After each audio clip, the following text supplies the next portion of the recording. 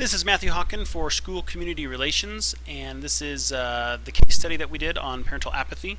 And it was very interesting to kind of go through this whole thing through the eyes of an assistant principal to see how we would deal with this situation. So let's just begin with the things that we do know. Some of the most important things that we know is that Mrs. Rose is a new assistant principal, so she just finished school, who identifies a need for parental and community involvement through looking at the lack of a PTO or a PTA. And in talking with her principal, he's not enthusiastic about getting parent involvement based on past experiences with parents. So obviously he's not very supportive. He's kind of seen it in the past and that it's not working for him. When a letter was sent home for a meeting on parental involvement, only 8 parents showed up for the meeting. So obviously the principal was discouraged, and when he saw this, they were standing at the back of the room, and the principal basically said he didn't want to proceed with the meeting because of the low turnout. So that's the situation that we find ourselves in. There are a few things that we need to know. That kind of what I thought of was what more information or specific experiences as to why the principal is opposed to encouraging parental involvement. Basically, what happened? What specifically happened that made the principal not want to go forward with this type of organization? I'd like to figure out information regarding who led these parent organizations in the past. Maybe we could contact them and see what they did and how they led, and kind of what happened to make the organization cease. Also, how long has my principal been at the school, and how long has the school gone without a parent organization?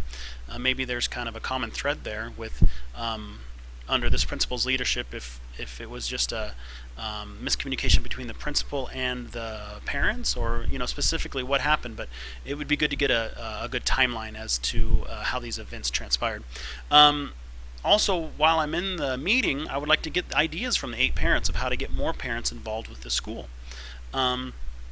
And maybe as I'm talking with the parents that night, get reasons from the parents as to why there is no PTO, no parent organization. I do know from my principal that there's not, why he doesn't want one, but maybe there's some information that the parents can give us as to why there's no organization as well. So kind of assessing the situation and knowing what we know and what we don't know, the main problem that I was able to pinpoint was with the evidence presented, it is clear that there's a lack of collaboration and clear communication between the school and community. The relationship between parents and the school needs to be strengthened. So it goes further than just not having a organization. There obviously is a lack of communication, basic communication between the school and parents. So my plan of action to remedy this problem are actually in line with the 3 strategies I'm going to use, and I will go into more detail with each strategy, but just to lay them out, the first thing I want to do is to build a foundation based on a solid relationship of trust with faculty and parents. The second thing I want to do is to delegate responsibility to those who are present so they can take ownership. And the third thing I want to do is to follow up and report on the progress that has been made to reassess the situation. So let's go ahead and I will talk about the first one, which is to build that foundation. So my steps of progress in doing this is, first of all, I'll get permission from the principal to basically take over this project. And as I go to the front of the room to talk to the 8 parents that are there, I wanted to start off by expressing my gratitude for the parents that did show up and relate to them my passion for education. You need to get up there, you need to get them inspired, and to praise them for simply being there. And I need to briefly explain where we are and where we want to be. We'll talk about that as a group, where we are without a parent organization and where we want to be maybe in the next month, year, kind of set our goals of where we want to be. Using a whiteboard, I want to gather suggestions of what needs to be done in order for us to have an effective parent organization. I want to list these suggestions on the board and talk about them in depth. Suggestions such as maybe we need to have a newsletter, be on social media, have surveys, etc. will be written on the board. So basically, with the parents, we will brainstorm what needs to happen after tonight, what we need to do for a plan of action to get to where we want to go. So we'll establish our goals and talk about how we want to get there. As we brainstorm ideas, share frustrations, basically just talk with each other, we'll be able to build that relationship of trust that can be established. Just simply by listening to others, you can establish that relationship, and when that trust is there, we'll be able to work together. The second thing I want to do, the second strategy, is to delegate responsibility. I'm not going to do all this on my own. We need to delegate the responsibility to the parents. So as we look at our list that we've just brainstormed, each of the 8 parents will be assigned, and hopefully that they'll be able to volunteer, with their talents and with, different things that they can do to take on one of the tasks, whether it be, creating a Facebook page, or a parent will send out a survey. I can myself can try to do to get the faculty involved for my aspect of it, so that everybody will have their own specific task that they will take ownership of. Every announcement we make will have a specific date of a new meeting time, which will be 2 weeks from now. So whether it be in the Facebook page, in the survey, in the newsletter, we will have a specific date of when we want everybody to show up to the meeting. We will utilize the resources of parents. Maybe there's one of those 8 is a business owner. Some of them has equipment. Maybe somebody who works with a newspaper. You never know what kind of resources you have just with 8 people. But we'll kind of gather those resources to see what we can do to get the word out more effectively. And at the end of the meeting, I want to get the name and numbers of each of the parents and follow up with them within 5 days to see how they're progressing. And like I said, the meeting's going to be within 2 weeks, but I feel like I need to get a hold of them within 5 days, whether it be just a quick phone call, just to see how they're progressing on whether they're creating a Facebook page or whether they're, whatever they're doing, just to have some kind of an accountability. The main reason I'm doing this is when parents, or when anybody's given responsibility, they share in taking ownership of the outcome, so that not everybody can just kind of sit and say, well, so-and-so didn't do what they're supposed to. When everybody has a specific task, they are accountable and they take ownership, which means they care more about what they are doing. The last thing I want to do is to obviously follow up, and we'll report on the progress made. As I make my phone calls to monitor progress, I will remind my original 8, which is what I'm going to call them, the original 8, of the next meeting where we will report our progress. And like I said, it'll just be a quick conversation. It's not going to be, me shaking my finger at them, or it's just to have them tell me what's going on, whether it's, I've created the page, or, oh, I need to do that. Thanks for the reminder. Just to make that contact to show that you care. And at the next meeting, hopefully numbers will have increased. Each of my original 8 will stand and report their progress.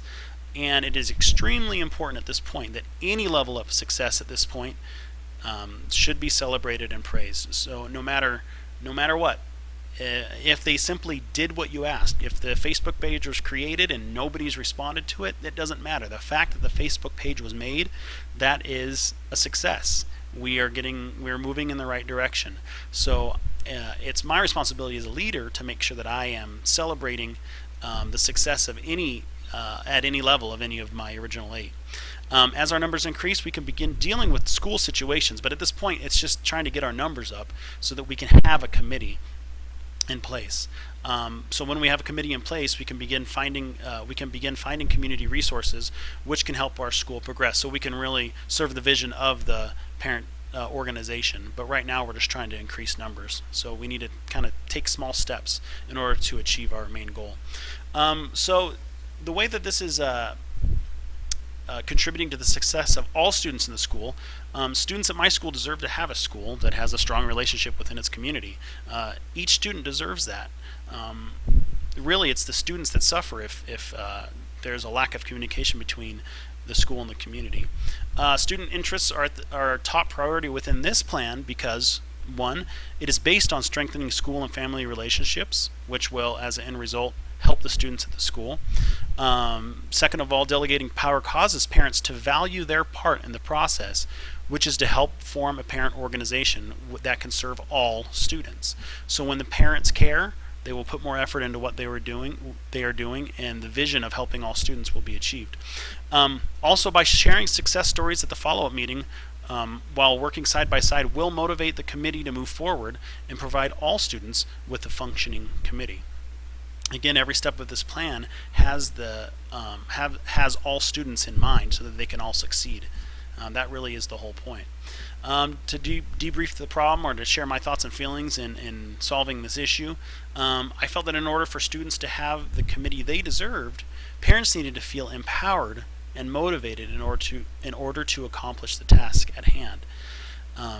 Again, that goes along with praising the work that they've done, giving them responsibility, really having them take ownership of this committee can help them feel empowered and want to work harder, which will help the children, help the students.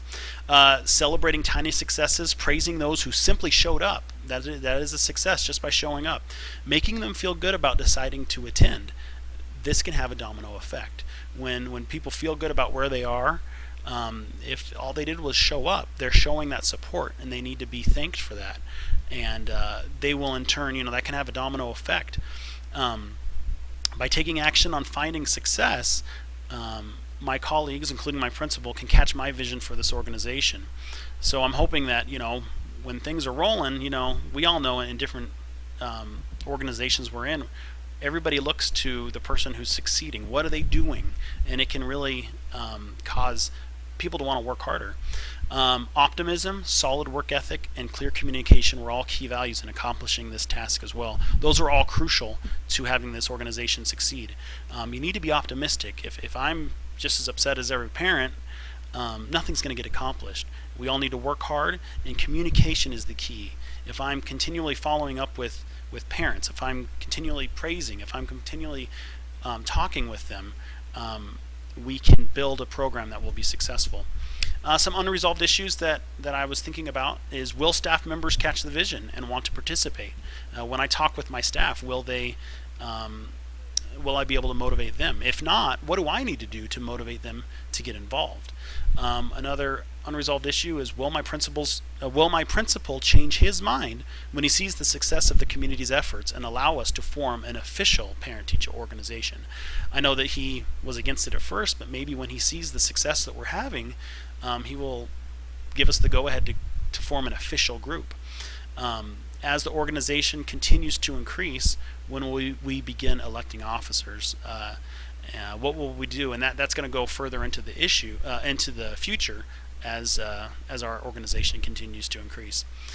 So the evidence that I collaborated with families and community members, the evidence is that by simply taking control of the meeting with the 8 parents in attendance and not canceling the meeting, I collaborated with parents.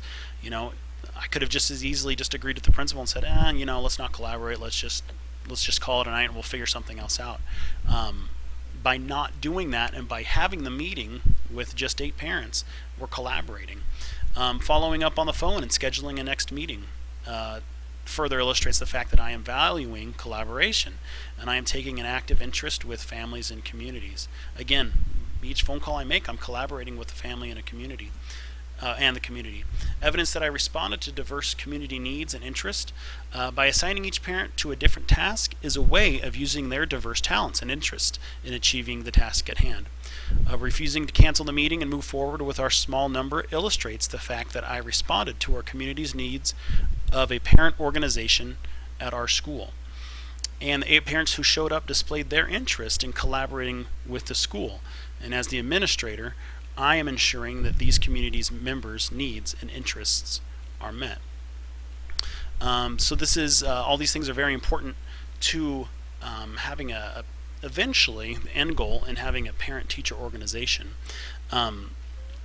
Again, by having the meeting and by collaborating, I am responding to that diverse community need. Our community needs a parent-teacher organization. So does our school. We need that relationship, and I really learned a lot through this case study, and thank you very much.